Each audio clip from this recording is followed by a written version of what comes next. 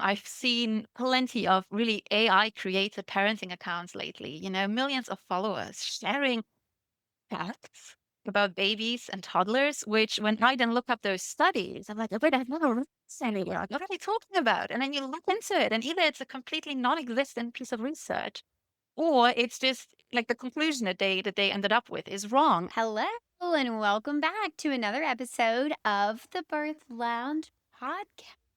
You guys, every single week I get to hang out with you, and I'm so excited. Now, before we dive into the episode, I wanted to share an email that I got last week. It was from someone who has been using the Birth Lounge app, and here's what she wrote. Hi, HeHe. Last week, when I went to my 39-week appointment, my doctor really pressured me to put an induction on the calendar, citing that my pregnancy was likely not going to get started without medical intervention. He also said, without following it with any evidence, that he rarely sees moms go into labor these days, and he thinks that it's just the stress level that women are under. Thankfully, through all of the education that you provide within the Birth Lounge app, I knew that I didn't want an induction. So I kindly explained to him that I didn't feel comfortable with that and that I preferred to wait for spontaneous labor. He then proceeded to tell me that he didn't want my placenta to stop working and that he really urged me to get an induction on the calendar. Sitting right there in the office, I pulled up the article about calcification of the placenta and going past your due date, and we had further discussion. He really stuck to his guns about encouraging me to schedule a 39-week induction, and I held strong in my opinion that I wanted to wait for spontaneous labor. I thought I had made myself clear, but when I got to the checkout desk, the front desk lady asked me if I was aware of the orders to put in a 39-week induction and asked me what date I wanted to come in to have my baby. Because of the Birth Lounge app, I was able to confidently decline this even though she continued to pressure me. I used your line that I found in the scripts for Advocacy to say that they were welcome to put a date on the calendar, but that I wasn't going to come and I really preferred to wait for spontaneous labor. Although she was a little stunned at my hesitancy to get a 39-week induction on the calendar, she did allow me to leave without making an appointment. I'm so glad I had the data inside the Birth Lounge app to help me feel confident in this decision. Otherwise, I can see how easy it is to be pressured into things that you don't want, and I might not have known otherwise. Oh my gosh, this makes me so happy. I love, love, love hearing you guys take control of the decisions that are made in your pregnancy and birth. I'm so sorry that you kind of had to face all of these roadblocks, or might I say road bumps. They weren't really blocks, but I can definitely hear how your hospital staff or your clinic staff really badgered you into trying to convince you to get a 39-week induction on the calendar.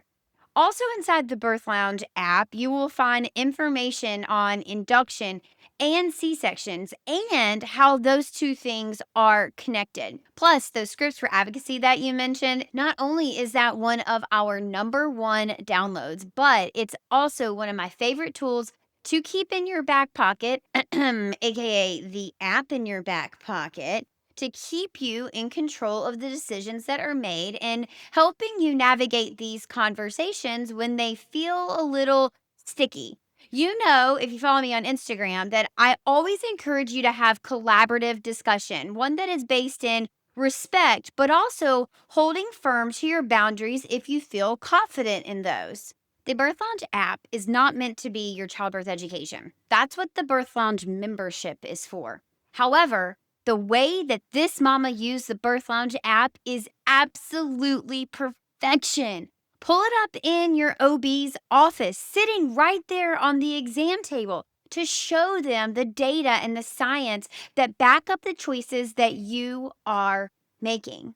The other way I love to use it, well, there's actually two. When you're sitting in the lobby waiting for your prenatal appointment, Go in and find the week gestation that you are currently at. And not only will it tell you what's going on in your body and the development that your baby is at, but also it will tell you the questions about the hottest topics that are on your mind that you can ask your provider to do exactly what I talked about before, having that collaborative discussion. And the second way is when you feel like scrolling social media that, typically kind of gives us anxiety. I recommend that you scroll the birth lounge. Instead of scrolling to numb your mind, scroll to empower yourself, scroll to expand your brain power, scroll to get smarter so that you can have a better birth. Download the Birth Lounge app by heading to your respective app store, whether you're Android or iPhone. Type in the Birth Lounge app and download it today. I can't wait to see you there. All right, you guys, the episodes where I completely geek all the way out? Well, today is one of those episodes. We are taking it back all the way to the foundation of my education, what my master's degree is in human development, specifically the development of your baby in those first 12, 18, 24 months. And I wanted to talk about attachment, temperament, attunement. How do you actually clue into your baby to be appropriately responsive without being overly responsive, where you maybe create a child that is anxious or a child that, can't do anything without you, or where you maybe become a helicopter parent? Because obviously, there is a fine line here. There's a balance to strike. And I know that so many of us are coming to this parenting journey with no instruction manual. We don't have anyone to teach us how to do this. Babies don't come with directions. We're just kind of waking up every day and we're freeballing it, for lack of a better term. We're just kind of doing the best that we can. Well, I do want to tell you that by just showing up here today lets me know that you're doing way better than just the best that you can. The fact that you tune in to this podcast every week, twice a week, tells me that you love your baby. You're eager to learn more information. You're willing to change and you want the best for your baby and your family. Well, with that, I feel the immense responsibility to bring you the experts that are going to help you achieve just that. Today, I'm so excited to be sitting down with Violeta, who, as you may know her on Instagram, violetta.parenting.science, who is a science communicator and the founder of the Parenting Class. Now, she started her work after realizing that a lot of the research on early childhood development simply isn't made accessible to parents. And that's kind of odd because the parents are the taxpayers that are funding this research. And it's especially important in those first few years, the years where we're sleep deprived, we're running on fumes, and we barely have time to eat lunch, much less log onto the internet and scour the internet for articles and then read those articles and then synthesize those articles and then make sure that they're high quality articles and then implement them in our life. Does it sound familiar? Well, today's episode is going to be a complete game changer for you. We're going to talk about why the internet may not be the best place to get parenting advice, what's wrong with modern parenting advice today, something that all new parents need to know about the early years, and how does your child's temperament play into their personality, your attachment style, your responsiveness, and your relationship. We're also going to talk about how do you actually build secure attachment? Is that different whether you have a boy or a girl? And does it matter the age of your child? Next, I'm going to have Violetta talk to us about what should we be doing in our wake windows with our children. So many of us look at our child and we're like, "All right, you're awake.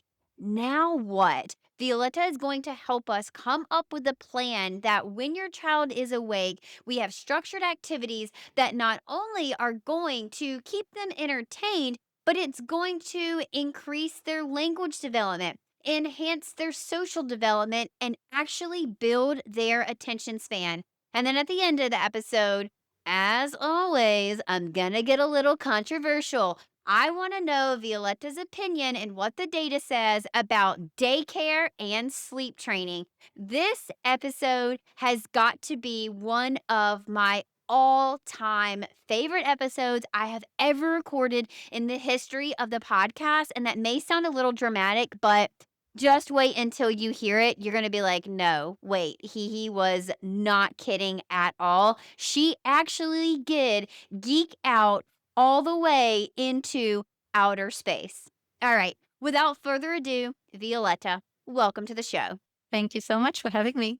Of course. Oh my gosh, you have no idea how excited I am for this conversation.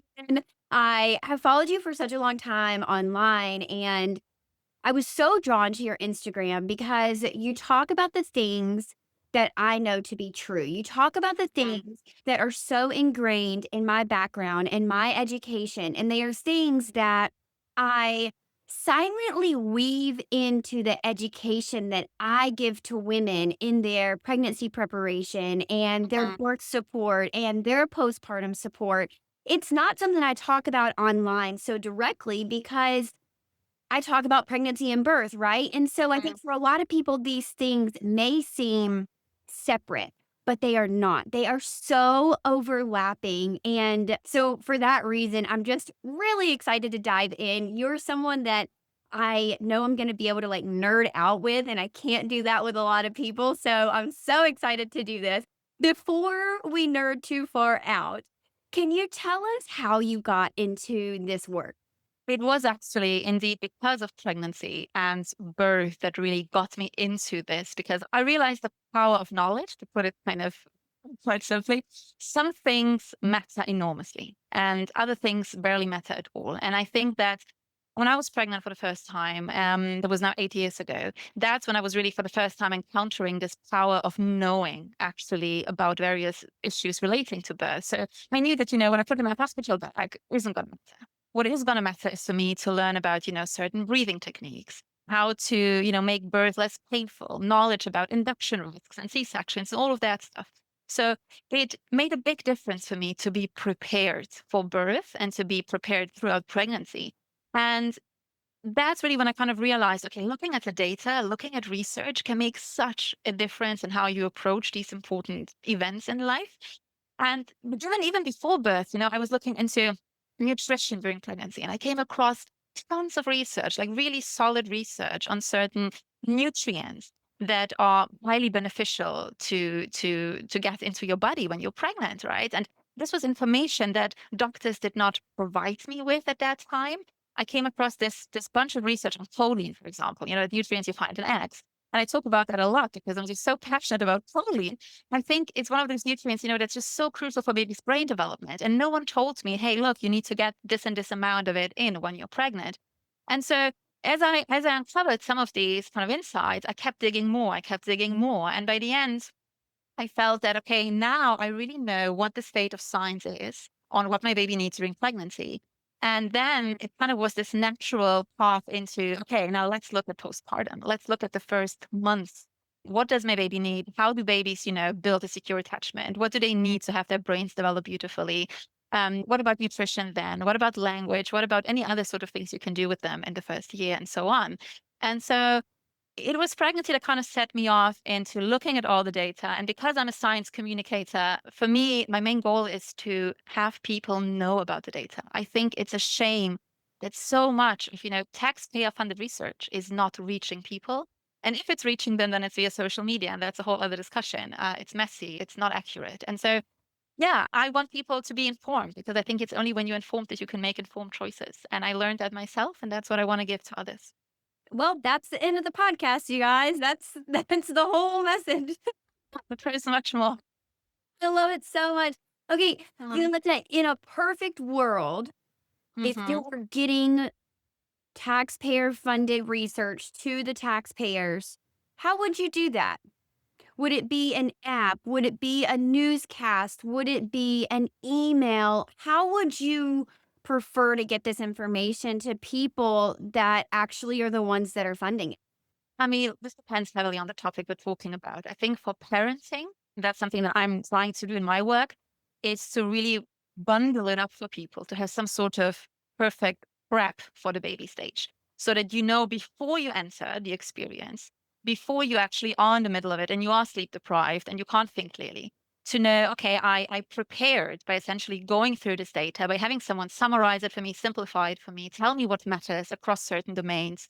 That's what I'm personally doing with my courses and my materials. I think that's the case of parenting. Now, for other topics, previously I've been working on like environmental health and air pollution and all of that.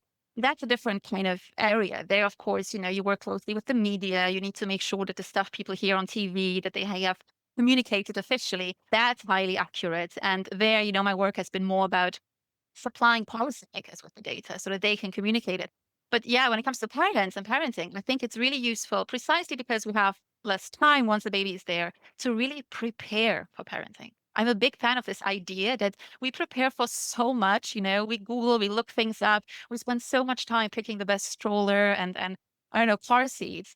But then the baby is there and you're kind of like, wait, is this sleep normal? Is it okay that my baby cries a lot and my friends doesn't? Like, what does all of this mean? And I think all of this doubt, all of this confusion can be greatly minimized if parents would upfront, get the data, get the knowledge, know the most important bits, and yeah, kind of prepare truly. Yeah. Oh my gosh. So I do feel very lucky and grateful that my background is what it is. And I've had this knowledge going into parenthood. I genuinely believe that it is partly why I am enjoying motherhood so much. I believe partly it's my personality. I am someone who, even in the worst of situations, I'm the person who's like, but this isn't that bad, like, it could always be worse, or like, you know what? We have this Mhm, little sliver of goodness, that is very much my personality, so I am someone who makes the best out of any situation I am in. However, I have realized at this point, my son is, between 5 and 6 months old, and mm, it has taken me that long to realize that I think my confidence is partly personality, but in larger part, it is because I went into motherhood knowing the things that I know. And I have spent a lot of time online trying to model this for other parents. And in the beginning, I really struggled with like, why are people not able to replicate or copy or mimic what I'm doing? They see me doing it so easily. They see how I'm able to incorporate this into my day. Why do they message me and say, I can't do this, or this would never work for my family, or this or that? I think for me, I finally have settled on this is new information. And so, in order for them to feel confident in incorporating it into their day, they need a little bit more exposure. It's not enough just to watch me mm. do these things. And so, I don't know. I struggled with that in the beginning. Yeah. So I'm really excited for this conversation because I think that today we're going to be able to really give people some tangible steps of how you can easily incorporate these things, even if you don't have the background like Violetta or I do. Like it's still very easy to do these things. It can be cheap. A lot of it is very free. It's just Mhm. intentionality is really the main thing in parenting in these first few years. Absolutely. And just to add to what you said about why do people not implement what they see, and I think part of that is also, when you go on social media nowadays, you get snippets of information. And obviously, some of it is very contradictory, right? And also nowadays, a lot of it is straight up false. I've seen plenty of really AI created parenting accounts lately, millions of followers sharing facts about babies and toddlers, which when I then look up those studies, I'm like, wait, I've never read this anywhere. What are they talking about? And then you look into it, and either it's a completely non existent piece of research or it's just like the conclusion that they ended up with is wrong. And I understand why, when you're scrolling and you hear this from that person, this from the other person, and this from there, you simply don't know what to focus on. You don't know what actually matters because everyone says something different. And that's actually where for me, I found science to be the solution, in a sense that I don't care so much about people's opinions about how I should, deal with my child's sleep or my child's daycare or whatever. Like I honestly don't care. Right. From day one, it was like, thank you for your opinion, but I'm gonna look at the data first. And then I would kind of go through it and I would understand truly what it means. And that's precisely the problem, because scientific research is really inaccessible for people who don't have degrees in science in any sort of way. It's hard to read, it's difficult to understand, and it's even harder to summarize accurately. And I'm really trying so hard to bring at least some of it out there and to have people trust that the way I summarize it for them is accurate and nuanced. And because I don't want what you just explained, where you feel like you hear something, you don't know if you can implement it. And no, I'm going to give you the dates. I'm going to tell you how it's possible. And I'm also going to give you the nuance of what it means for different temperaments and so on. And that's the hard part. But yeah, I think we're both trying to make that happen. Yeah, you're like a mom doula. You're like the doula for the parents. I love it so much. And That's what that is.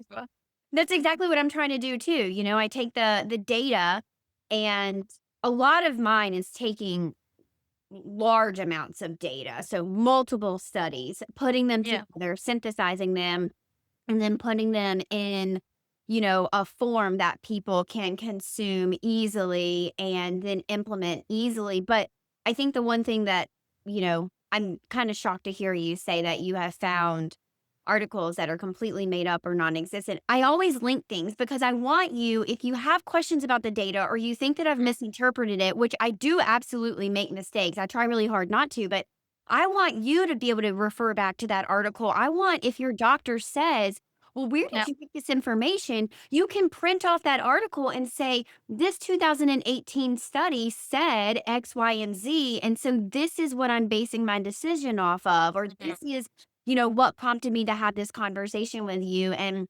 much like you, I do follow this very I'm not gonna call it rigid, but I don't care about other people's opinions because I feel so confident in my decisions in parenting that, I say this not from a place of ego or a place of like, I'm better than you, but I just know what is right for my child. I just do. I don't need other people's opinions. And then when I do need other people's opinions, I am not shy to ask. I will go to the people that are in my life that I trust and I will say, hey, I in between these 2 decisions and I like really don't know which one to choose, or I'm struggling with this choice and I don't know the best way to move forward with this. What did you choose? What do you think? Help me think about, Mhm. the things that might come from each of these decisions. And so, yeah, Yeah. for me it's just I don't know. I love the data and it has made me so confident. Okay, so I want to instill that confidence in our listeners. So let's start with I think the very basic question is why are the first 18 to 24 months so important? A lot of people think about babies as just these lumps, they can't really do anything, they can't walk, they can't talk, they can't really feed themselves. Like, will they really even remember this? Well, I know they may not cognitively remember it, but their body, their nervous system, their memories, their stored memories, their lived experience, all of that, yes, they will absolutely remember this on a cellular level. But why are those first 2 years so important for development? I think the best way to answer that or to look at it is to just use a few of those kind of a few examples of what it really ends up impacting. So if we, for example, look at attunement and responsiveness, right? So nothing is more important in the first, let's say, 2 years, but we could pin it even down to the first year, especially, but then we can even go higher than having attuned, responsive caregivers. And there is decades of research which tell us why that is so important and how it impacts your child's nervous system development and stress regulation systems, which will, last them for a lifetime. That's how it impacts how they view relationships, how they not just whether you get along with them, but how they view what it means to to rely on someone, to know that someone is responding when you're distressed and all of that. So this is very much one of the things that forms in these early years. Now, one of the strongest predictors of secure attachment, and there's a lot of talk about attachment online and all of that, but is to have, perfect parents, but to have sensitive responsiveness, what it's called in the literature, which means parents who are able to notice their baby's signals, to interpret them reasonably well, and to respond consistently to their babies. Now, being responsive sounds easy. It sounds like not a big deal, but when you're tired, when you have a high needs baby, when situation isn't that easy, then being responsive over and over again might be really hard. So understanding here how much is enough, how much does your baby really need, what can you relax about, what are the areas where you really do want to jump in. All of this information is stuff we can learn beforehand, and it will shape how your baby perceives their place in the world and how they perceive their relationship to you. So for me personally, just like to stick a bit with attunement, because I think this is one of those things that, after birth, it's kind of one of the first things you kind of pop into there. You have this newborn and you're trying to figure out what they need, right? And so for me, for example, to give you one personal experience, when my daughter was born, I was super attuned. Like was easy then, and that's what I'm gonna get to in a bit. So there was like a stable home, smooth relationship. I had a whole year of maternity leave. There was nothing else on my mind, essentially. I was able to be fully present. So I read her cues before they ever escalated. I knew exactly, she was a high needs baby, but I knew exactly how to keep her content and all of that.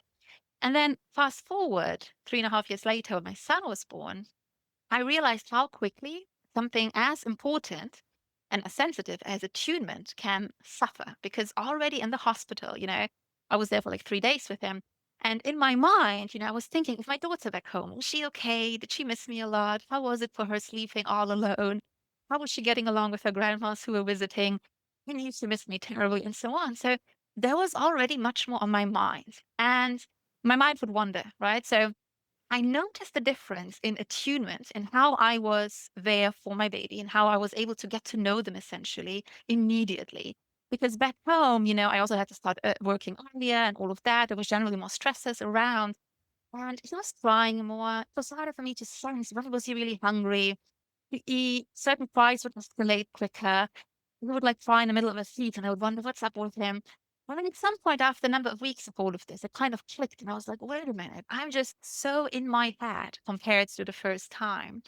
And so I started making some changes. I decided, okay, look, when I'm with him, the door's closed. I kind of stripped him down, a little skin of skin contact. I was really deciding to be present and to be as attuned as possible. And things like switched within weeks. And I could see my baby's behavior changing. And that's really the thing to realize that what you do, it's not just that our babies influence us and we influence our babies, right? So how your baby behaves is greatly impacted by how attuned and responsive you are. And but how attuned and responsive you can be depends a lot on the environment you are in and how much headspace you have for it. And so there's also, for example, just one more point on this. There's pretty solid research on colic. Colic is this excessive crying in babies, which is usually defined of like crying more than 3 hours every day for more than 3 days over at least 3 weeks. And there is really interesting research out there that actually tells us that women who have emotionally supportive partners, so defined by partners who are, there for you, who you can confide in, but also who support you in the household, who are actually supportive, that those moms had a 50% lower chance of having a baby suffer from colic. So knowing this matters, right? Because you can have these conversations up front with your partner. You can talk about, how can we make things easier postpartum? How can you support me? How can I support you? How can we create a home where attunement is possible, where responsiveness is possible, where we can get to know our baby and therefore parent fully attuned? And so, yeah, I think so. Attunement is one of these areas which will shape your relationship to your baby and your experience so much. And if you prepare for it, if you know about it, if you know what the data says, it's very powerful. Oh my gosh, so powerful. And I love that you bring up the support because, you know, you're not in the US, but the US is a Yeah. really terrible place to have a baby, Yeah, yeah. unfortunately. I'm aware, Um, unfortunately, yeah. Mm, it's really hard here, and unless you are on an individual level, very well resourced and, harshly said, financially well off, mhm. it is really hard to have a baby here. We have no maternity leave. We have no financial support Yeah. to have a baby. When I look around this country and I look at the men in our country these days, it makes me cringe. It makes me disgusted to see how separated men are from their families, from their wives, from parenting their children. And I do think that this new generation is doing a much better job, but for decades, women have done it pretty much on their own, even though they have partners at home. I just feel so sad. I mean, even downright to our workforce being so hostile to mothers, right? Like, you have to be back on this day. And even when you're on maternity leave, we're still sending you emails and we expect that you're going to be available. And, it's just your job is not secure legally by the law. It is. Mhm. But every woman who's ever left corporate knows that when she goes back, she's on the chopping That's block after having of a baby, course. right? I mean, it just sucks, and so I love to Yeah. hear you talk about the support. I also one of the most controversial opinions that I have, and this is I'm glad to hear you talk about the data.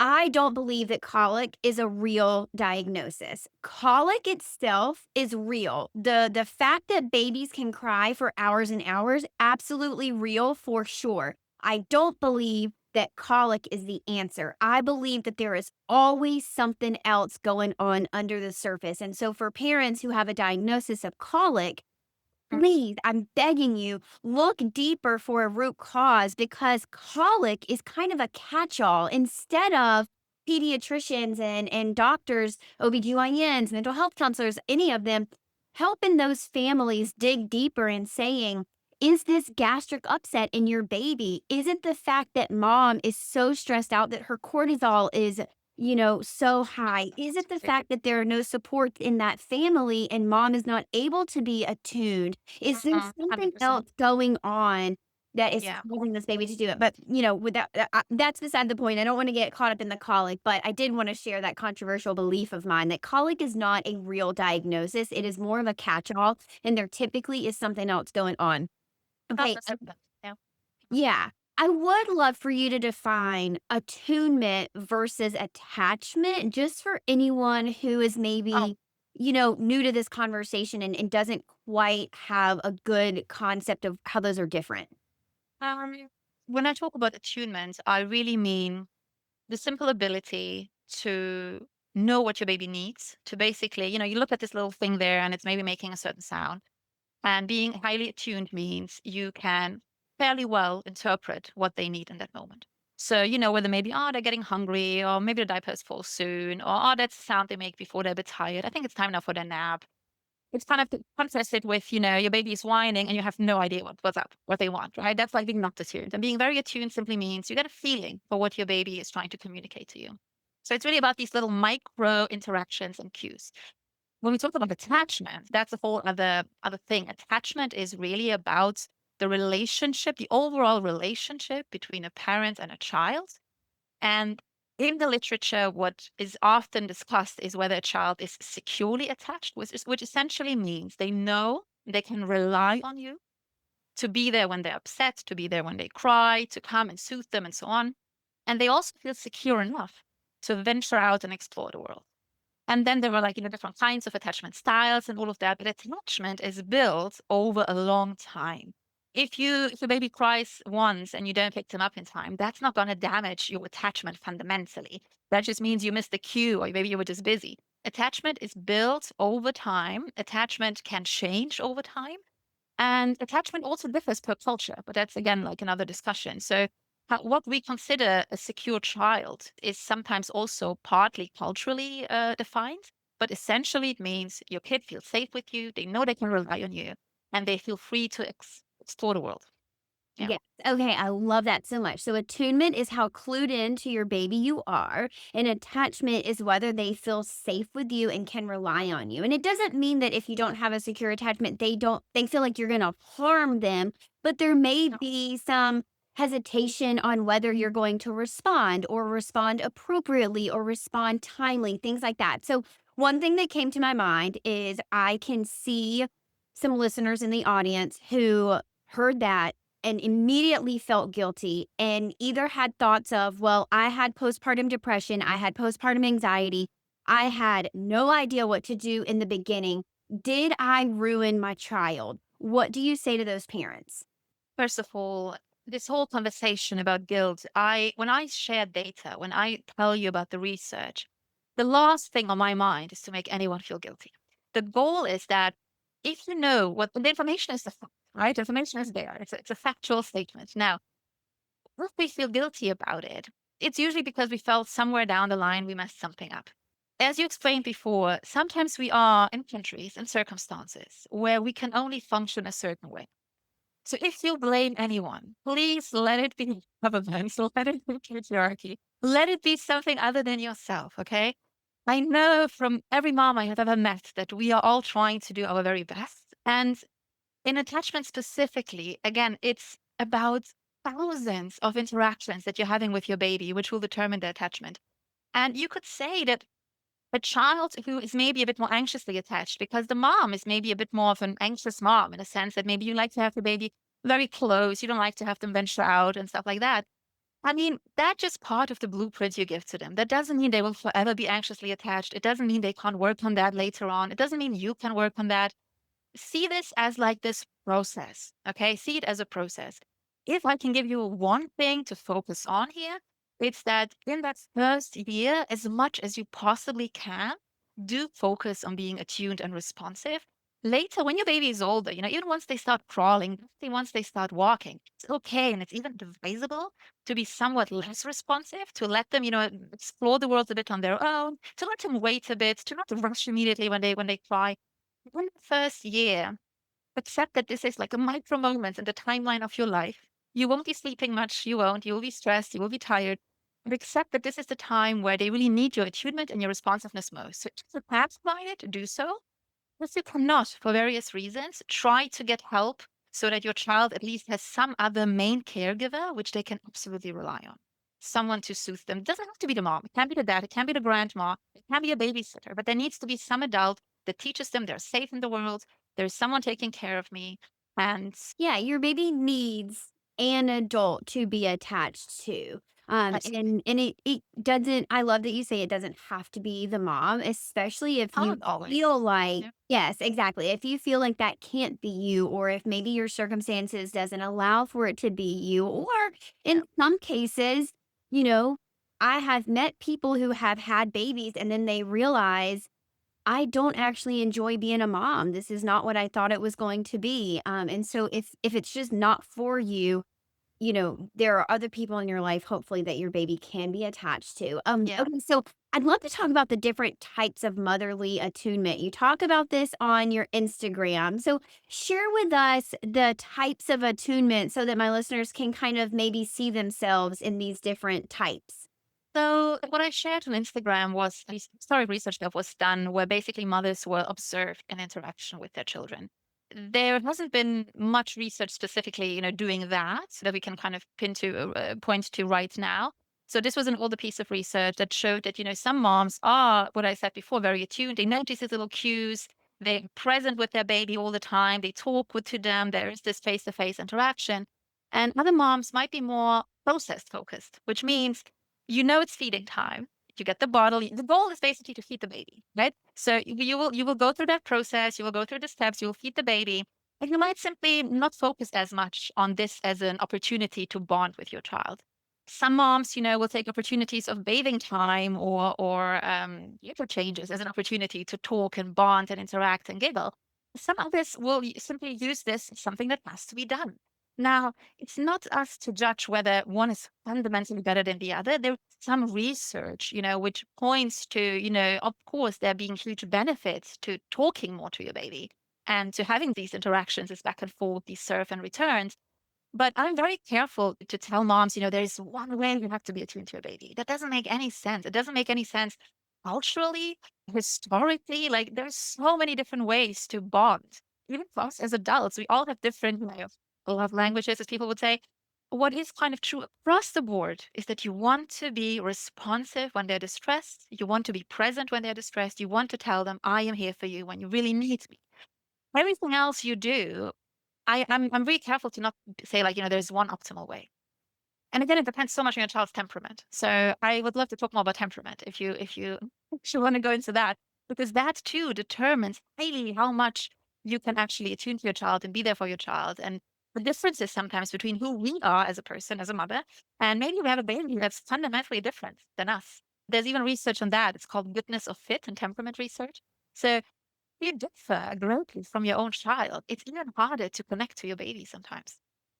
Oh my gosh, I just smiled so hard because you just brought up a term that I haven't heard for over a decade since I have been in school. Okay, so let's talk about how temperament impacts attunement and attachment style. And I'll leave it to you whenever you think is best, but I do think at some point we should talk about the different attachment styles, maybe now or maybe afterwards. It's totally up to you.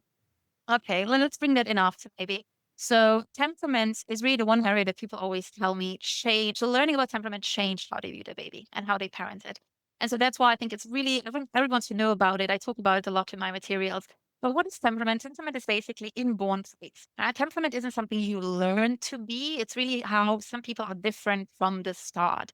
It's these innate tendencies that are mostly genetically defined. And so, you know how some people would say, oh, your baby is so shy, she never allows anyone to take her. Or your baby is so fussy. Mine was always happy. It's probably because you carry her around so much. Those sort of sentences, those sort of claims are really nonsense, scientifically speaking, because all of this comes down to temperament. Temperament is one of the most researched areas. There's 9 dimensions that are mostly identified. It's about stuff like, how sensitive is your child? How regular are they? Meaning, do they really prefer routines or are they kind of, chill and don't mind so much if plans change? Are they sensitive to touch, to sound, to smell? How are their reactions? Are they very intense? Do they like cry intensely, but do they also maybe laugh intensely when something, makes them happy? And there's like all these other dimensions, which all kind of combined tell you who your baby is right from the start. Now, this matters so much because if you have a very sensitive child, you will know to approach that child differently. Like I had one child that was very sensitive, so I knew exactly what clothes not to put on them because it would upset them. I knew exactly not to wear any perfume around them because it would upset them. And you can only know these things if you know that there is such a thing as temperament and if you are attuned to your kid. So you know, okay, something's bothering them. I notice they're more sensitive around issues than other babies. That doesn't mean that you've done anything wrong. It doesn't mean that you've spoiled them, carried them too much, cuddled them too much, whatever. It simply means that they are born with a different innate preference for some things. And even, how babies respond to meeting a family member of yours, that's temperamental. Some kids care, some kids don't care about novel situations as much. Some kids need more time to warm up. Generally, research classifies babies in 3 categories. There are easy babies who, easy, always happy, don't cry much, no strong reactions, sleep well, maybe don't even wake that much. There are slow to warm up babies. So those babies eventually do fine, but they need some more time in new settings, in new situations. So you need to kind of prepare them, take it easy. And then there are difficult babies in the literature. That's how the literature calls them, not my term, but they're difficult babies. And difficult babies are more sensitive, they are more intense, they get upset more easily.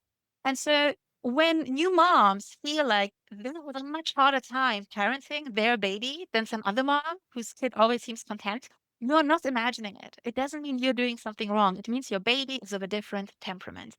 And so, yeah, it makes a huge difference in how you parent. And it also then matters, for example, when we now link this to attachments, and there's a lot to say here, but if you have a very sensitive child, they might simply not be very much exploring new environments. They might be more sitting on your lap, have more separation anxiety, be more nervous leaving your side. That doesn't fundamentally mean they're like anxiously attached right away. But it does mean that knowing that this is their preference, their tendency, you will over time need to adapt your parenting to that. Basically, you might need to give them a little nudge and to kind of push them to explore the world a little bit. because you know that they're just born more anxious and more sensitive. If you have a child that's really outgoing, you will never experience that, right? So it basically, it both influences each other, right? And that's why knowing about the temperamental traits, knowing about different attachment styles and parenting styles, it all kind of comes together in informing one another. And just to now explain what you asked before with different attachment styles, the literature here is complex, I'm going to say. So there's some critique on traditional attachment literature as well, and but we're not going to go into that now. I'm just going to give you the standard sort of outcomes that are known. Now, securely attached kids, right? There's this big study that was done. I think everyone has heard of it by now. The strange situation where there's a mom and a baby in a room, and how does the baby react when mom leaves the room? How does the baby react when a stranger comes in? How does the baby react when mom comes back? And researchers are checking all of that, they're monitoring it, they're looking for all the little reactions. And they've identified that some kids, who are securely attached, they like their mom the most, but when the mom leaves, they're upset. But when mom comes back, they're calmed quite quickly. So they're like, my secure base is gone. I'm upset. That's good. Now she's back. I trust her. I'm there. Like we're reconnecting and calming down. Everything is okay. Very anxious children might not ever allow mom to leave. They might freak out beyond, a little cry. They might feel completely abandoned if mom leaves all of a sudden. And then we have avoidance. That's another category that's often used. Those kids might feel like they essentially don't connect to the mom the same way the other babies do. They might connect more to the stranger who actually comes in. They might be too approaching to the stranger. And when mom comes back, they might even ignore mom. There's various theories to why, certain behaviors here happen. And as I said, culturally, again, there's a huge kind of difference here, sometimes also in how we teach kids to approach strangers and so on. So all of that has an impact to play. But fundamentally, it all comes down to what I said before. You actually want to be the secure base. You want to be the one that's attuned, that knows what they need, and that they can always rely on. And then what about disorganized attachment? So this is the one that is the result of oftentimes severe neglect or other more harmful conditions of upbringing, right? So the average child that's living in a loving household, you won't have to worry about this in most cases, right? This is about children whose parents have been consistently not responsive or very, ambivalent. Maybe one day your mom was loving, the next day she was horrible. Children who experience physical abuse might fall into this category because love and pain basically gets interlinked. These kids might show all kinds of reactions during the strange situation experiment, right? So they might actually get angry at their mom for coming back. They might show way too much care to the stranger. They might not care about anyone. So there's a wide variety here of reactions.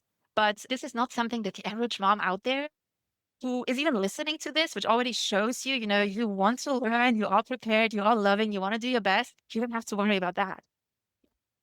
Yeah, I don't worry about the people in this community because I do think that not only are we all trying to do our best, but this community is filled with moms who just love their babies so deeply and they do want to do the best and they're willing to change. I think that's one of my favorite Yeah. parts about the people in this community is that Mhm.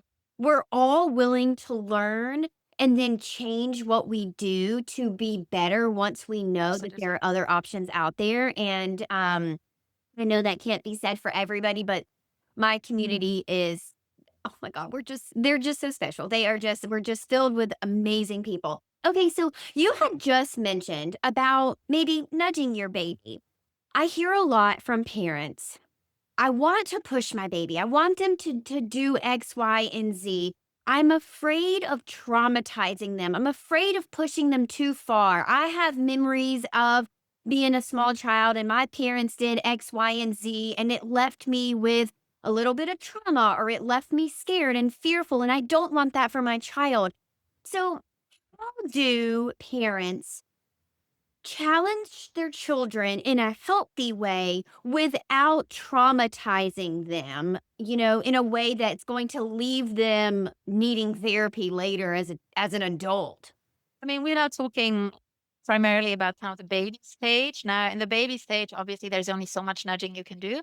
Now, if we go a bit beyond that, which I think is more what you're referring to, the sort of experiences that we also later on remember, maybe as a toddler or preschooler, I am a strong believer in what is in the literature called authoritative parenting. So it's this idea that children need very responsive, warm caregivers, but they also need us to have equally high expectations and demands placed upon them because we want our kids to be well functioning members of society. We want them to trust in themselves, to be confident, to be resilient, and all of that. And so we don't want to shield kids too much. We don't want to accommodate kids too much. We want to make sure to find that fine line. And I think in order to find that fine line, it's really about knowing your child's temperament. So knowing how much is too much potentially for them, knowing where it's your own experience speaking versus really looking at your child, right? So there's one tendency nowadays where I feel we are very much invested in creating this emotionally safe environment for our kids, where, this whole gentle parenting trend essentially is that it's about going from the extreme of very harsh, authoritarian parenting to the other side, where we focus so much on our children's mental health and emotional well being and all of that. And often we do that because we've been somehow hurt along the way and we want to do better. And there's nothing wrong with that, of course, but we need to be careful to not become permissive in a sense that we raise children who are never having to experience uncomfortable emotions, who never have to work through frustration, who never have to, yeah, well, experience things that might make them anxious and even a little bit scared, but then they work through it and they come out on the other side, feeling great. It's a fine line to walk. And I think understanding your child's temperament is definitely one thing. And knowing that the literature greatly supports being highly demanding and having high expectations for your kids, because that's how they can kind of rise up to them. And if you ever mess up, if you ever feel you pushed your kids too much, we also know from the literature that the number one thing to do, and that brings us back to attachment, is to repair the relationship, is to say, hey, look, I know you actually don't like dancing ballet. I know I kind of pushed you to this performance. It wasn't really great. I kind of thought you would enjoy it, but I kind of see it was too much for you. I'm really sorry. From now on, I'll pay a bit more attention to what you're really interested in, whatever it is. That goes a long way. Kids need to learn that, parents make mistakes, you apologize, you move on. That's part of a healthy relationship, whether in childhood or in adulthood, right? We all mess up. The key is to know that you can repair and you can come back and you can, yeah, keep having new experiences together that are then more aligned with what the other one wants. So yeah, I forgot what to ask me.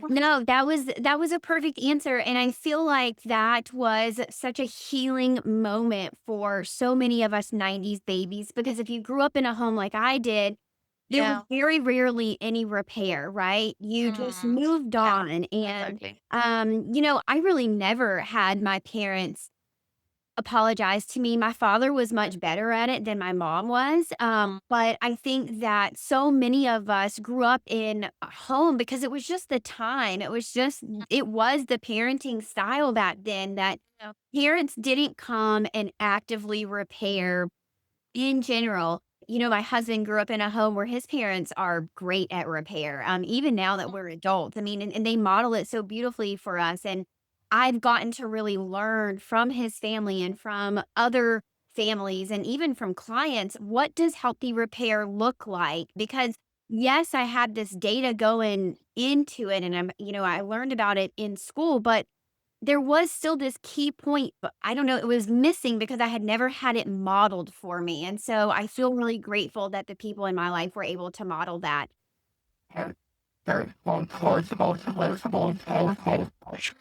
So you guys know that I've been on a multi-year journey of making intentional swaps in my life and in our home. It started out with our kitchenware going from plastic Tupperware to glass Tupperware. And then it was my skincare. And then in pregnancy, I went really hard on shampoo, conditioner, body wash, lotion. And then I started to focus on clothing that was natural fibers. To be honest, becoming a mom really made me look at my entire home completely differently. I started paying attention to things that honestly I'd never really even thought twice about: materials, fabrics, chemicals, what we were bringing into our space. And at the end of the day, in pregnancy, what my baby would be breathing in and surrounded by every single day. Now, if you've gone down the same rabbit hole as I have, trying to make more intentional choices for your home, then you already know that not only can it be really overwhelming, but finding curtains for your home that's not filled with polyester and harsh chemicals can feel nearly impossible. That's actually what led me to Two Pages Curtains. I originally found them while designing our nursery because I was struggling so hard to find curtains that were beautiful, customizable, and didn't cost an arm and a leg. I was really intentional and I was not going to bend on the fact that I didn't want synthetic materials and harsh chemicals in Saggy Baby's nursery. Everything I found was either aesthetically beautiful or it was aligned with a healthier home. But to find both, well, I just couldn't find both. And then I found 2 pages. We started with the nursery, and I absolutely fell in love with him. I would literally just walk into his nursery while I was still pregnant and just stare at the curtains like, oh my God, look how beautiful they are. And now I've added them throughout our entire home in our primary bedroom and in our playroom too. The quality is incredible. The fabrics are stunning, and they completely changed the feel of our spaces. It went from like a room that you're in to like this luxury space. Everything feels softer, calmer, warmer, and then obviously it's more intentional. I also love the way that they are customizable. Now, I didn't get customizable options except for the length. I was able to send them the length of my windows and how tall I wanted my curtains, and they came out perfectly. But as moms, we still want our homes to feel beautiful, and also we want them to be customized to our style. So if you're nesting, redesigning your home, or you're just trying to make more mindful swaps as you prepare for your baby, I cannot recommend 2 pages curtains enough. It's time to start thinking deeply about the things that you bring into your home. Head to twopagescurtains.com and use my code HeHe, HeHe at checkout to save on your favorite styles. Again, that's twopagescurtains.com and use code HeHe to save. Okay, I do have a question about boys versus girls. Are we slash should we be parenting boys versus girls differently depending on sex, gender, their attachment styles, societal expectations? Does this go back to their individual temperament and it is completely, aside the point of their gender? What do we need to know about boys versus girls? I mean, all of these questions could be a podcast in itself. So then about this one, just to sort of to make it very short about boys versus girls, I think you should parent based on temperament. Right.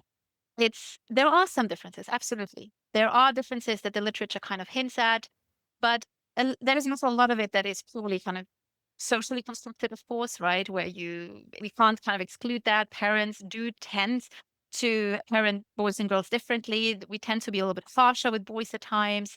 We tend to be a bit softer with girls at times.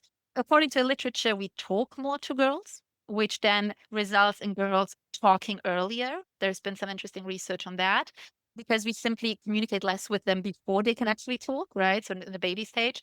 So we need to be aware, we need to be mindful of where it is kind of stereotypes that are impacting how we are behaving towards our kid. But I would always bring it back to temperament. There are sensitive boys around, there are sensitive girls around, there are very active girls around who also can't sit still, the thing we always attribute to boys, right? There's very much girls around like that too. And I think instead of looking at it as a gender thing, let's just look at, okay, what is our child's temperament? Let's really think about the 9 dimensions. Let's really make ourselves aware what our individual kid needs, what they're strong in, what they're not so strong in, what they need support in, where they will need some nudging down the road, what the activities are that we want to practice with them. Are they super high activity? Can they never sit still? Whether boy or girl, this means, okay, that's an area where we'll have to put a bit more extra parenting time in, practice that with them, become a bit more aware of it, and so on. So I would really bring it back to that. I love that so much. Okay. Now I want to shift a little bit about or to the conversation of how to actually build your child's first couple of years. And I think the first thing that comes to a lot of people's minds are, well, what do I do with this baby? Like, what should I be filling our wake windows with? What kind of activities and toys build attention span? What kind of activities and toys are harming attention span? Should I be reading to my baby every day? Yeah. Should I be narrating our days, or what one of my good friends just called sports casting, where you say, like, Mm. okay, mommy's going to open up the cabinet now. I'm getting down a Oh, plate so that I can make our lunch, and I'm getting out some bread because I'm going to make a sandwich. Are we singing to our babies every day? Does it matter if it's a rhyming song? Does it matter if I'm just making up random songs like I do to my dog? What do we do with these little babies that they can't really tell us what they like and what they mhm. want, but we obviously know that we should be simulating them in some way without Yes, overstimulating them. absolutely. There's so much that could be said here. Let's focus on language for a minute because language is really one of those things that I urge parents to actively focus on in the first year or two. Because language is really maybe the biggest driver of cognitive development that early on. And it's almost entirely relational, right? So developmental research often talks about serve and return, right? So whether your baby knows how to talk or not, if they say "biba boo" and you say "baba boo" back, that's a conversation. Yeah. So it's about imitating their sounds, responding to their sound. It's about making eye contact. It's about imitating their facial expressions. It's about imitating their movement. It's about making them feel seen and responded to because that makes them realize what conversation is really about. And it is so foundational for the social development and then, of course, also for the language, for the cognitive development. Now, babies don't learn language from being surrounded by noise. It's not just about hearing words, it's really about interaction. It's about interacting with them. So it's not about getting, expensive toys where they press a button and it tells them certain words. It's really about conversation. And babies already learn language before they can speak. So it's not true that when your baby, can't say anything back to you, you can kind of ignore them, so to speak. You really want to engage in those babbles. You want to engage in those babbles. You want to sing to them. You want to narrate to them what you just described, if you can do that. And we know that these conversational turns are one of the strongest predictors. Now, this is also where screen time, comes always in. When people talk about screen time, that's actually what where screen time becomes the problem. Just to kind of briefly bring that in, the reason we don't want screen time for ages 2 and below isn't because looking at a screen is fundamentally always horrible, but rather it's because it takes away those few wake windows they still have, especially in the first year, where they so much rely on those interactions to build their cognition, to build their skills. And so if they spend half of their wake time watching something, not interacting with someone, that leaves an impact. And so that is one of the main reasons we don't want babies to have screen time. And yeah, so it's this combination of how much do we talk with them, how much do we interact with them, how much do we potentially read to them. Because by age 3, we know from the data that language gaps are already substantial. So we can see big differences between children that have been talked to a lot and read to a lot and children that have not. And I might say the numbers wrong here, but I believe it was about something like if you never read to your kids, they hear on average, I know, like 5,000 words by the time they're 4 or 5. Because what it means is you talk about, the normal everyday things. You have the same vocabulary more or less repeating itself. Now, if you bring books into the mix, if you bring books into the mix about sea animals, about the vehicles, about space, about this, about that, you are automatically expanding the vocabulary, expanding the range of grammar they even hear. And I think even just one book a day was something of like 300,000 words heard by the age of 5. Now, these things make a big difference. And I know, like, sometimes, you meet parents who are not naturally inclined to just chit chat with the baby. Not everyone likes to narrate what they're doing, right? That also depends on your own temperament. I'm a talker. You're probably a talker. A lot of people are not. Now, if you're not a talker, that's actually where books are just amazing. Grab those 5 books, make it a habit to sit down with your baby every single day, before lunch, after lunch, whenever you have time, and make that such a strict part of your routine. Like, this is just as important as eating. We're going to sit down, we're going to cover these 5 books, or we're going to sit down and we're going to babble a bit for 20 minutes. It's really those little things that you need to bring into your routine that will help build strong foundation for your baby's kind of cognitive skills. A second point about focus and attention, I think, which you also asked, reading builds focus and attention. Talking to your baby builds focus and attention. Playing with certain toys, and here it's mostly block play, so playing with wooden blocks or other blocks that has been extensively studied, builds focus and attention. I love to say to people, it's kind of the one, I think it even has like a whole module in my course about that, where I say, do not interrupt your baby. Whenever you see your little baby looking through a book, sometimes we're inclined to be like, "What you doing? You're reading a book." Or maybe they're building a tower and you're like, "Shh, you don't. Like when you see them focusing, And trust me, like your future self will thank you because this is how they learn to play independently as well. Do not interrupt your baby. When they're focused, let them stay focused. I would literally postpone getting out of the house when I saw my baby being focused on something because I was like, I'm just going to wait here. I'm just going to wait until that focus wears off naturally. That's the way to build cognitive skills, to build attention. And then later, when they get a bit older, it's about expecting them, again, high expectations, expecting them to use language, expecting them to say, Mama, more, instead of whining for more, expecting them to say, 1 more minute instead of whining for 1 more minute, and so on. So this is the stuff that I teach when kids are a bit older, of course. But it all comes down to having high expectations, using language as a key driver for cognition, and also really planning this into your routine with your baby. And just one last point on that, sorry. All of this will pay off because building your child's focus and attention and communication skills in the first 2 years will mean you will have easier toddler years. Terrible twos, I hate that term. Yes, of course, some toddlers are more difficult than others, again, temperament. But everything you experience aged 2.5, 3, and so on is already shaped in those first years, right? And so that's why I don't want people to think like, oh, now they're still a baby. Well, we'll see how it turns out later. No, no, no. You're now shaping how well they're able to listen to you. Yeah. But again, this could be, I've gone about this for a long time.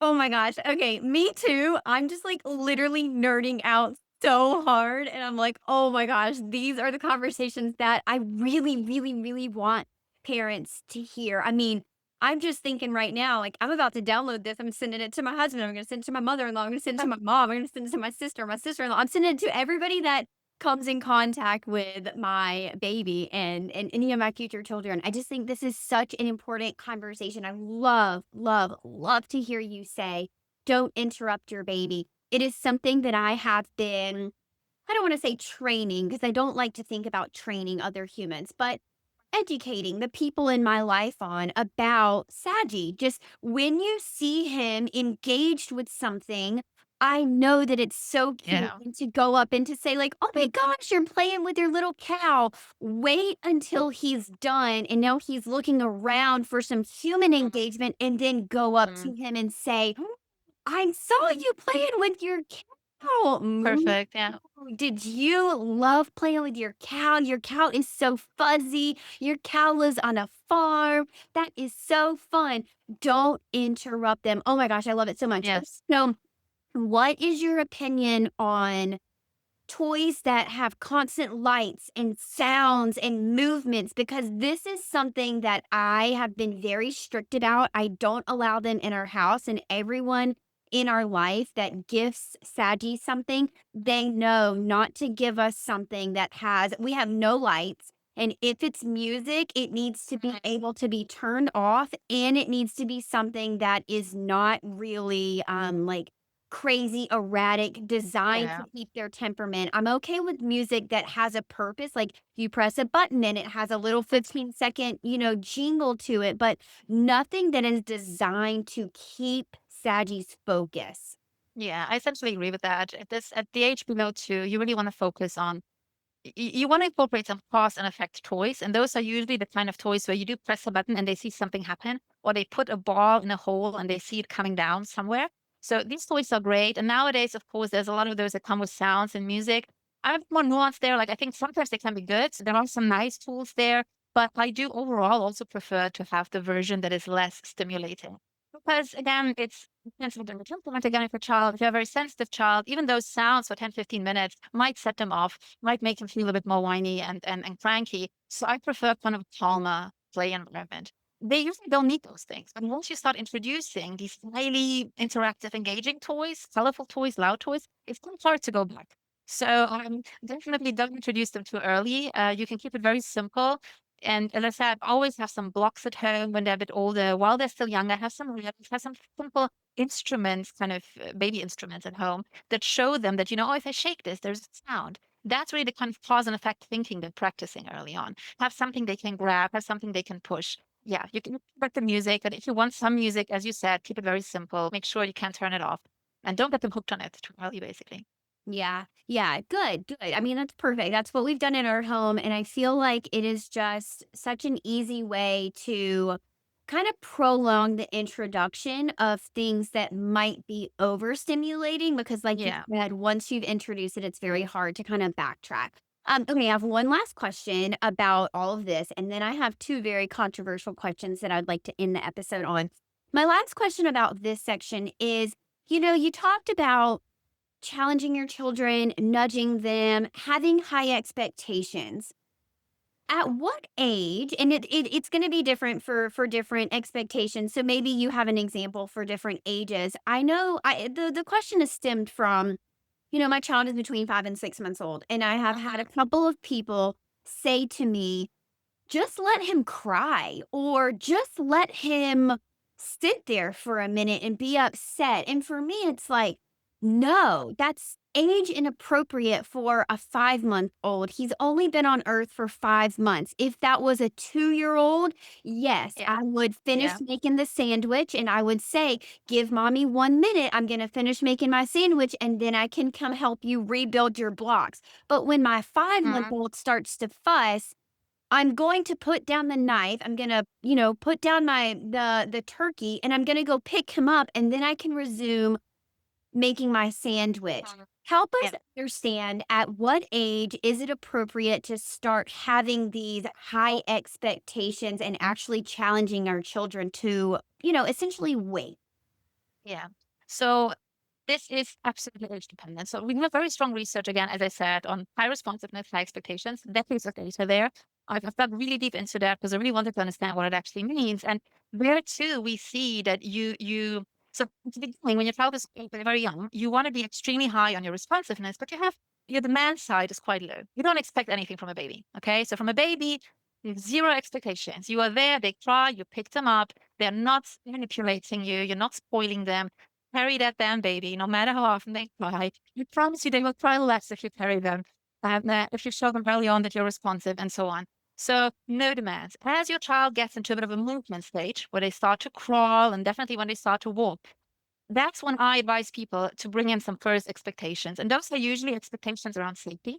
So there are certain things you're absolutely not allowed to do, whether that's, grab some cables or pull the tail of a dog up or whatever that is. You introduce a first set of rules. You also introduce a first set of kind of social rules in that regards to, don't hitting people, no biting people. Will still happen, but you start introducing the first demands. It's of course absolutely okay, if you make your sandwich and your kid whines a bit around, they're not gonna get hurt immediately, not gonna be traumatized by that, but you do wanna pick up very young children who are especially showing sincere distress. They are sincerely there's a difference between being sincerely distressed and between being a bit whiny, right? That's again where being attuned comes in. You need to know if this is a serious cry or if this is just your kid being a little bit bored. In either of those, you will decide differently. So you do need to trust yourself here a little bit and reading your child's true upset.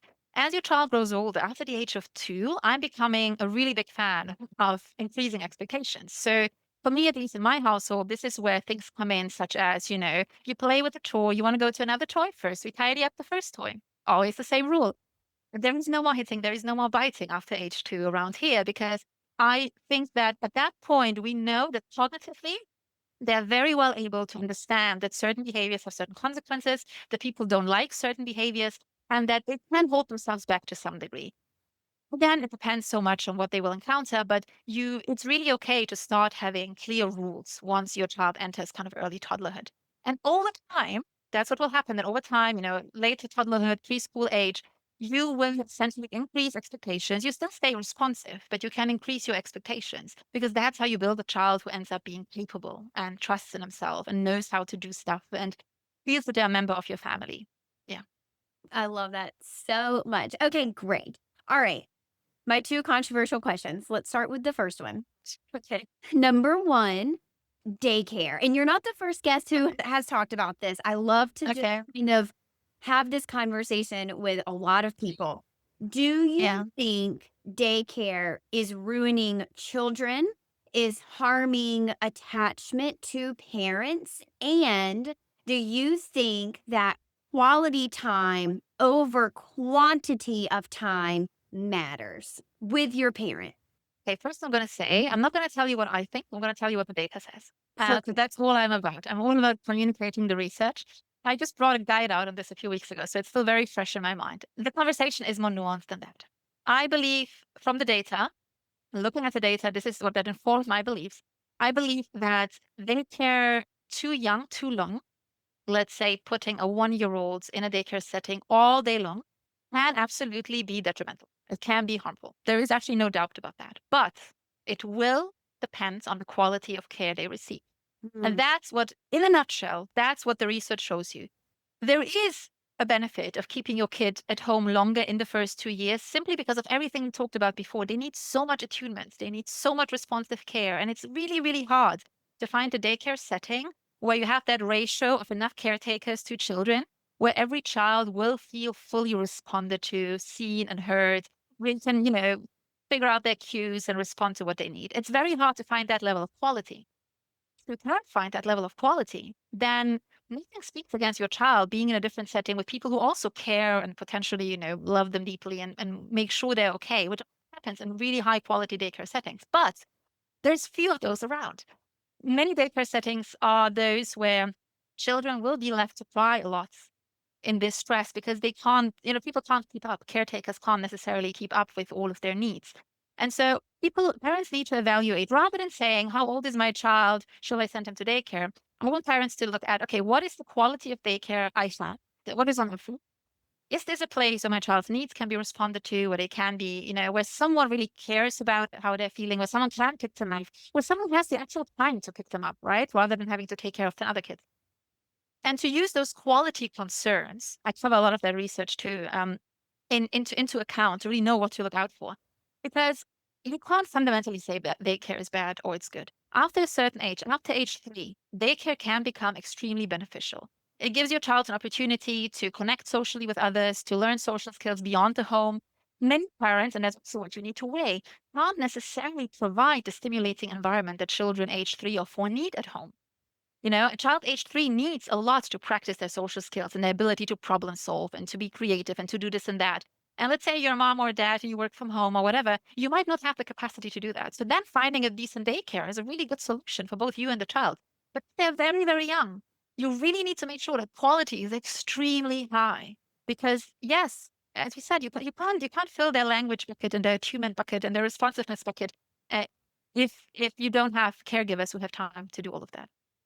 I love that so much. Okay, you guys, I want to give you a quick list. When I was pregnant, Mr. HeHe and I toured a couple of childcare centers. I felt very confident that we weren't going to put Saggy Boy in daycare, but I also wanted to explore what was around our home for a couple of reasons. I wanted to make sure that what I felt was, in fact, correct, and I was confident in Yeah. my choice.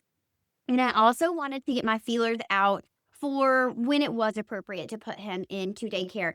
And when I was walking through these facilities, here are the things that were first and foremost on my mind.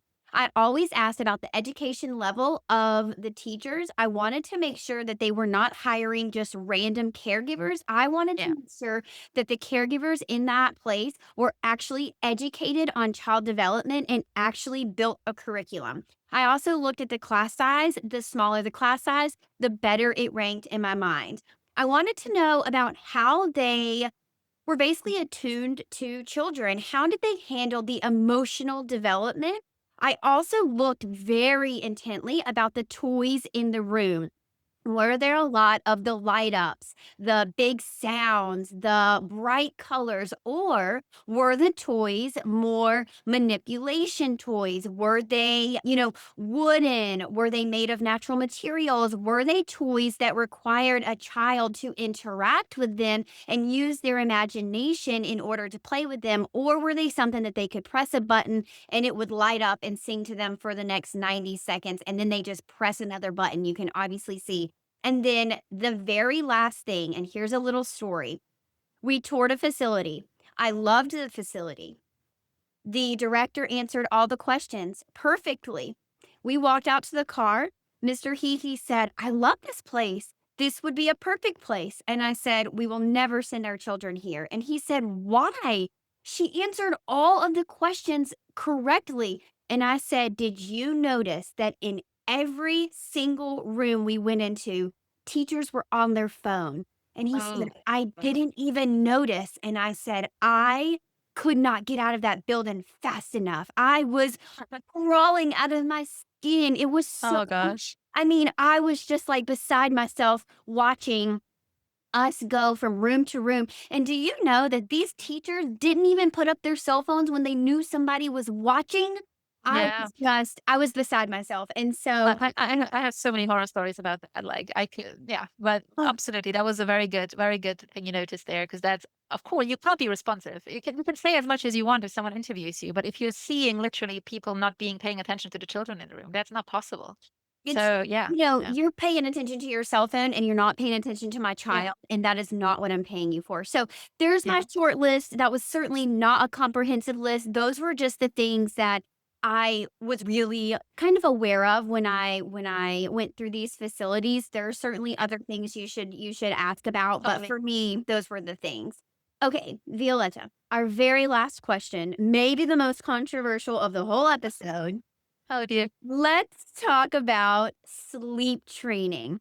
How does traditional sleep training impact children and their development and their attachment? And I want to give a disclaimer here, you guys. For anyone who is listening and you chose to sleep train, I do not want you to hear this and then feel guilty. I want you to know that you chose the best for your family at the time with the resources that you had and the information and the education that you had at that time. Okay. So I don't want you to hear Violetta's opinion or the data or what I believe about sleep training and then feel bad about the choices that you've made in Yeah, the past. Know that you made that because you were doing what you felt was best at the time.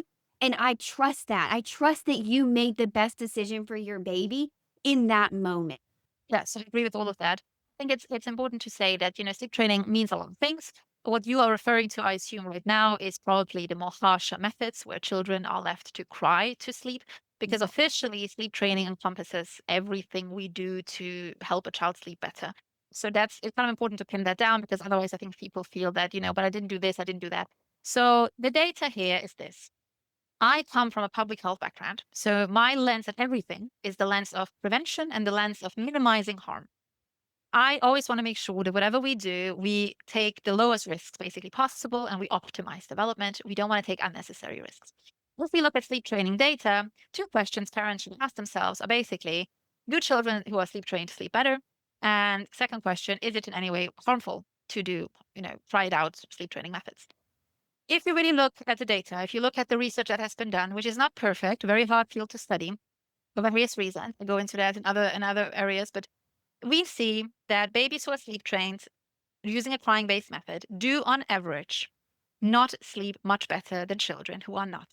Now, some people will say, oh, no, no, no, that can't be true. My baby absolutely slept better after I sleep trained him harshly using a crying based method. I'm going to say harshly because that's the harsh way to sleep train, okay? Using crying based methods.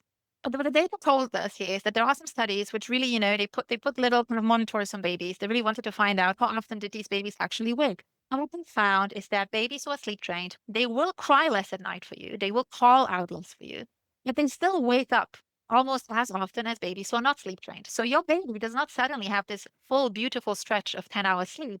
They simply wake, but they have been taught through this method that crying won't bring them anything because no one is going to come to help them. So they simply don't cry about it. And then the second question is, well, is it harmful to do that? Because on the one hand, you could say, well, that's still kind of cool, right? Because I get to sleep better. My baby isn't crying out for me. They put themselves back to sleep. Is it potentially harmful? And this is where studies, there are some studies who clearly show that babies who are sleep trained using crying based methods have higher levels of stress in their bodies. They experience higher levels of stress, of cortisol in their bodies. We know that that's not healthy for babies. We know that you want to keep certain hormones low, stress hormones anyway, because it impacts the overall development. And as I said before, the question of attachment comes in here, right? What does a baby learn who is left to cry at night when no one comes to sort of help them?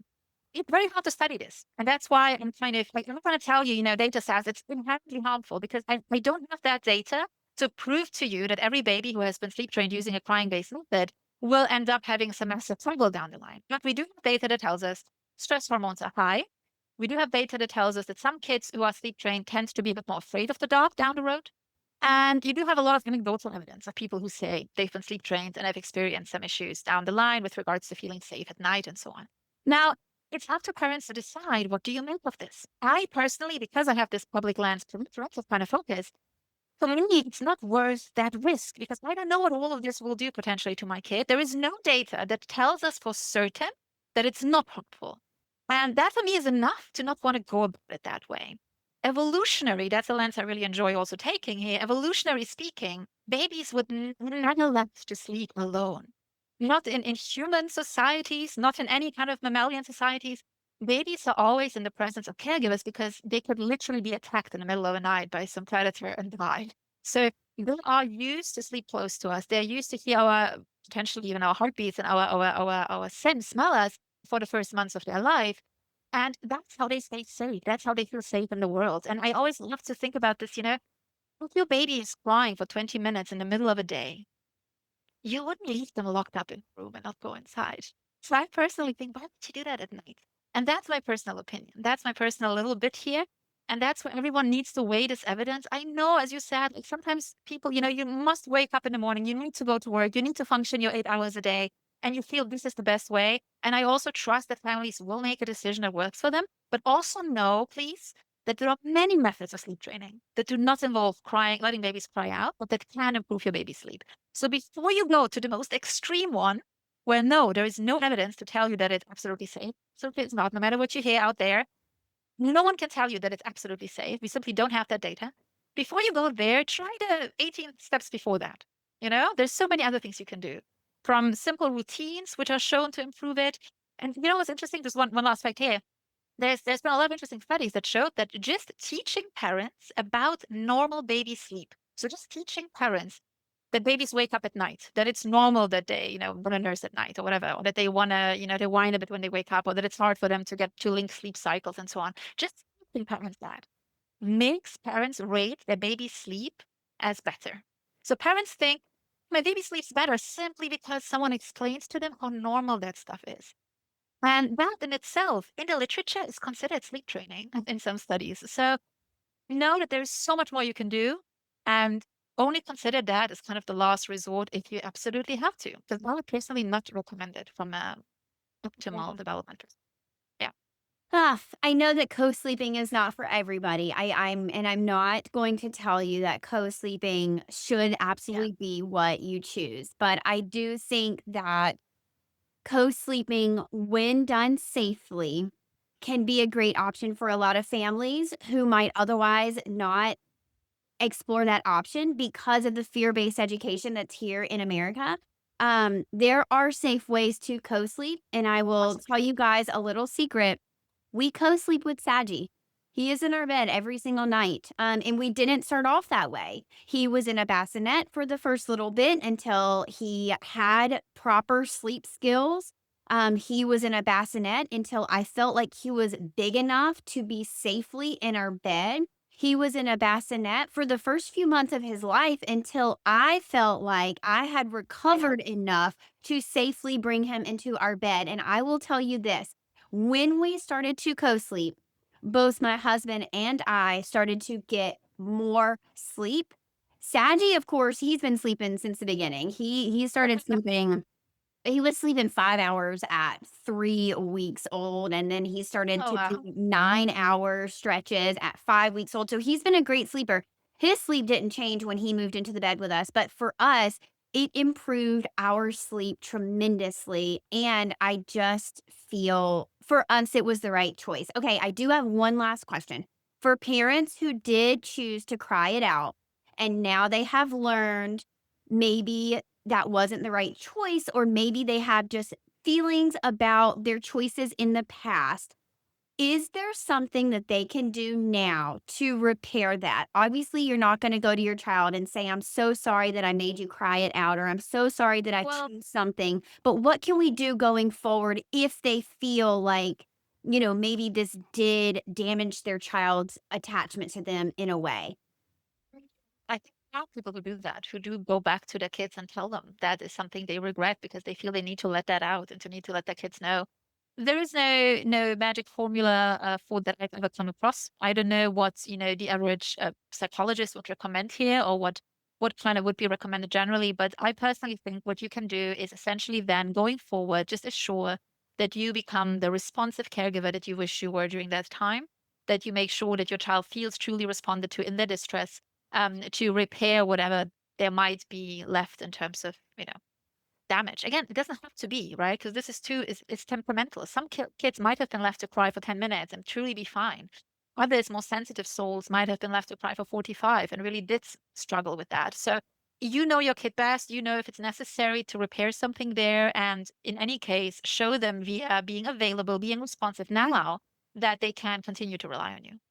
Oh my gosh, I love it. That's the thing, you guys. You can't do what you don't know, but once you know better, you can do better. And that's the Yeah, beauty of it, is that we as parents, as moms, are able to evolve. We're able to change. We're able to learn and do differently going forward or with future children. And yeah, I just want to recognize all of you listening. I know that's who you are as a mom. I know that's who you want to be as a parent, because that's who's in this community. You're always learning, you're always evolving, you're always doing the absolute best for your child. And I just want to say that I see you working so hard. Being a mom is such selfless and thankless work, and so I just wanna absolutely. recognize you. Like, you're showing up so well for your family, and I think the love that you show for your kids, they know that. They can feel it, they recognize it, and they do feel your love so deeply. Oh my gosh. Okay,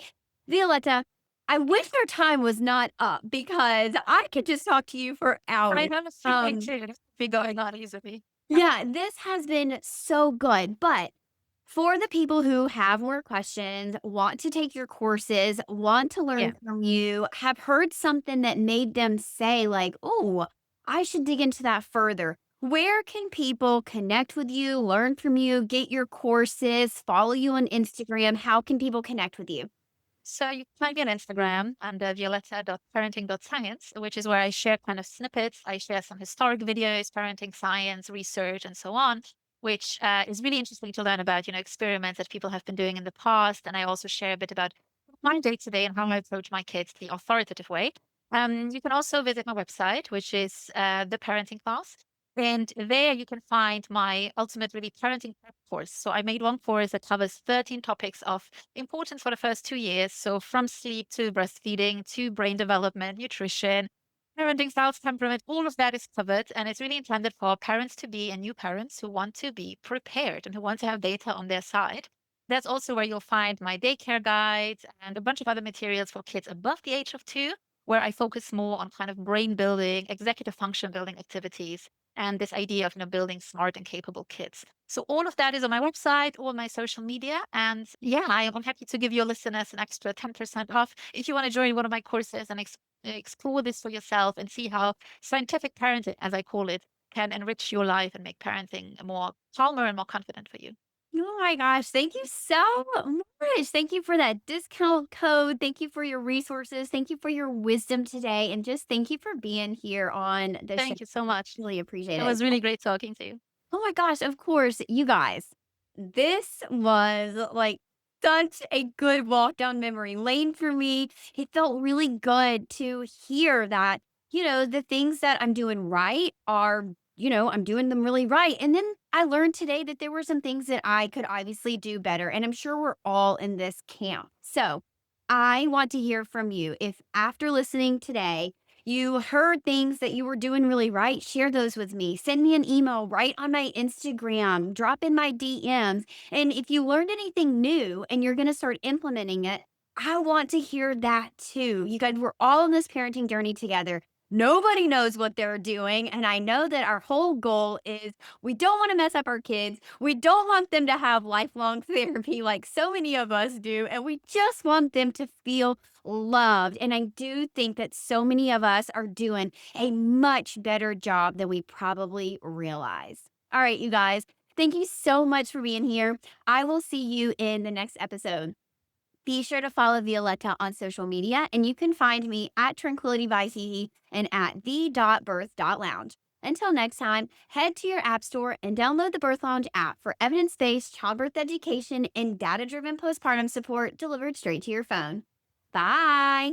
Thank you so much for tuning in today. I love hanging out with you, and it is an honor to be your go to gal when it comes to preparing for your baby. If you've enjoyed today's episode, please leave a 5-star review and tell others why they should be listening to the Birth Lounge podcast too. You deserve to have a birth that you love with a provider that values your autonomy and respects informed consent without all the trauma that you so commonly hear about on social media. New episodes air every Wednesday and Friday. Hit that follow button so you never miss an episode. I'm HeHe, and this is the Birth Launch Podcast.